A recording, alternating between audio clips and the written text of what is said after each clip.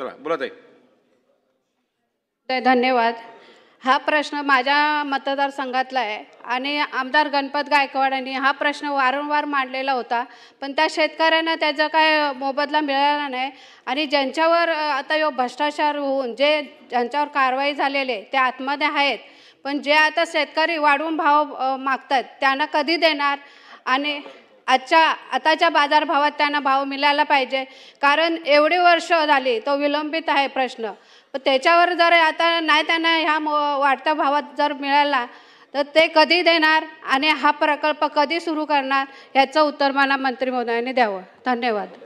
प्रकल्प माननीय या ठिकाणी गायकवाडताई, प्रकल्प तर जलसंपदा पूर्ण करेल, पण आमचा जो भाग आहे की आत्ताच्या रेटनी जी काही मागणी आहे ती मागणी पुन्हा एकदा आम्ही तपासून घेतो आणि आत्ता त्यांचे 10 कोटी जुने आहेत, अजून त्यात काय ॲडिशन करून या शेतकऱ्यांना त्यांचा पैशाचा मोबदला देऊन आपण लवकरात लवकर धरण पूर्ण करण्याचा प्रयत्न करू. पण शेतकऱ्याला मात्र पैसे द्यायचे आहे का द्यायचे आहे?